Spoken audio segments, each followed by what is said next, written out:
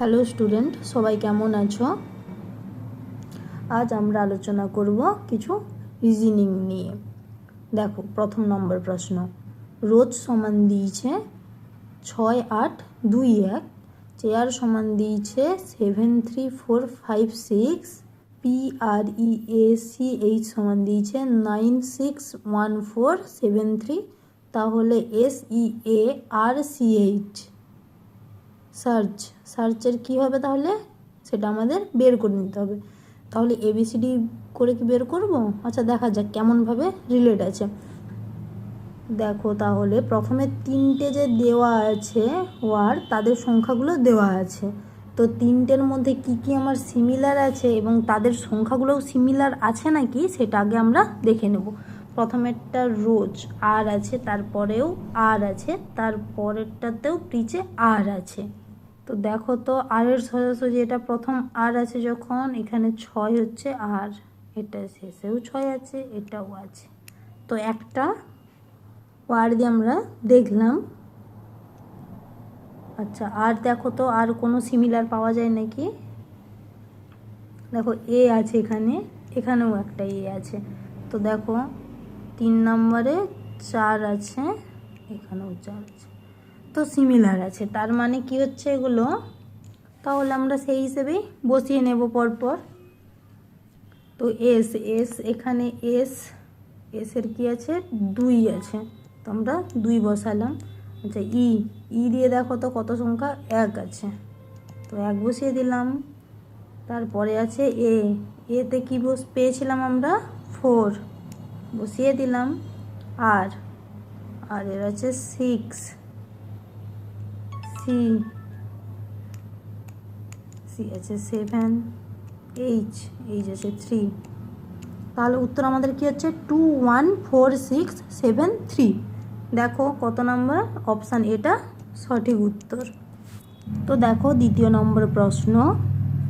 যে এর বাম দিকের তৃতীয় বর্ণের ডান দিকের পঞ্চদশ বর্ণ কোনটি? তো আমরা প্রথমেই কি করব? ABC করে স্ক্রিনে লিখে নেব। দেখো কি বলল, জেডের বাম দিকের তৃতীয় বর্ণের, জেডের বাম দিক, তাহলে জেড এখানে রয়েছে, জেডের বাম দিক কোনটা হচ্ছে? এদিকটা বাম দিক পড়ছে, তো বাম দিকের তৃতীয় বর্ণ 1, 2, 3। 3 নম্বর বর্ণ হচ্ছে 3 নম্বর বর্ণ হচ্ছে জি। তো জি এর ডান দিকের পঞ্চদশ, জি এর ডান দিকের 1, 2, 3, 4, 5, 6, 7, 8, 9, 10, 11, 12, 13, 14, 15। তাহলে পঞ্চদশ অ্যালফাবেটটা কি হচ্ছে? ভি। তো অপশান সি সঠিক উত্তর। তো তৃতীয় নম্বর প্রশ্নটা দেখো কি বলছে, নিচের কোন শব্দটির মধ্যে ইংরেজির 5টি ভাওয়েলই আছে? তো ভাওয়েল 5টা কি কি? এ, ই, আই, ও, ইউ। তো এই 5টি ভাওয়েলই এই 4টা ওয়ার্ডের মধ্যে কোনটাতে আছে? দেখো,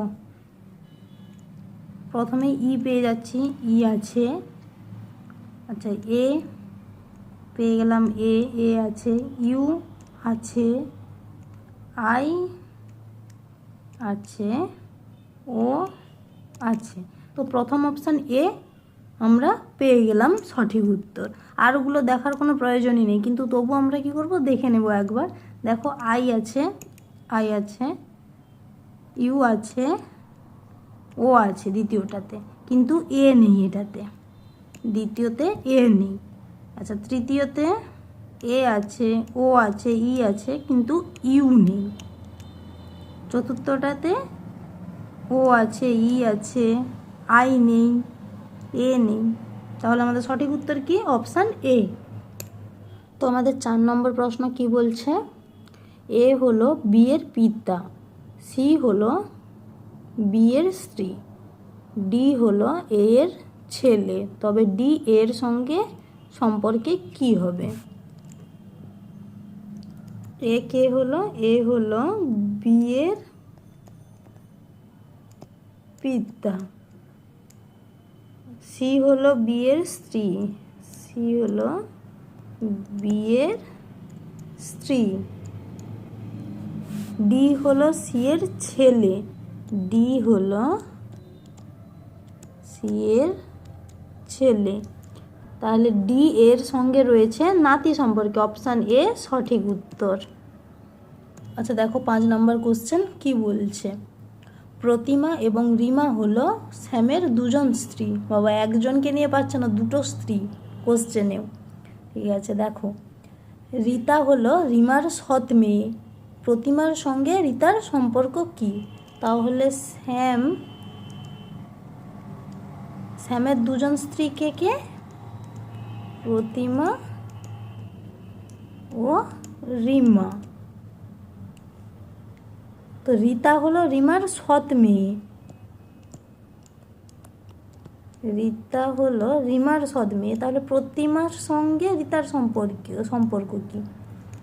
মা, প্রতিমার সঙ্গে রীতার বলছে, এটা যদি বলতো রীতার সঙ্গে প্রতিমার সম্পর্ক কি তাহলে হতো কন্যা, কিন্তু আমাদের প্রশ্ন কি চাইছে? প্রতিমার সঙ্গে রীতার সম্পর্ক কি, সেটার ক্ষেত্রে হবে অপশান ডি সঠিক উত্তর।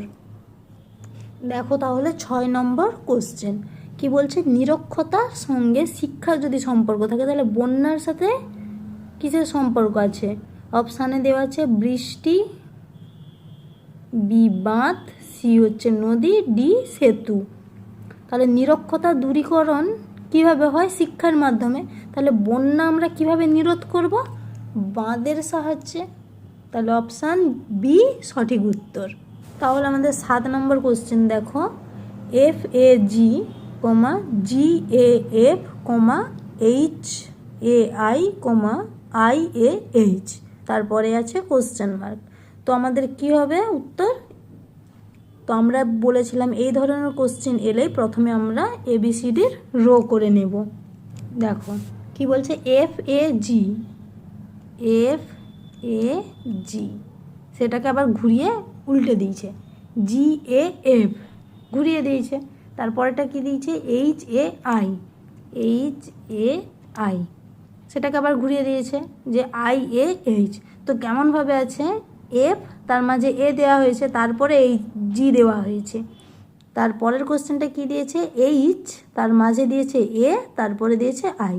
তো এটার ক্ষেত্রে কি হবে? প্রথমে জে, তারপরে এ, তারপরে কে। তো দেখো তো অপশানে আছে নাকি? অপশান সি সঠিক উত্তর। তো 8 নম্বর কোশ্চেন দেখো কি বলছে, বেমানান শব্দ চিহ্নিত করুন। কি কি দিয়েছে আমাদের শব্দগুলো? কমলা, আপেল, লেবু, আমন্ড।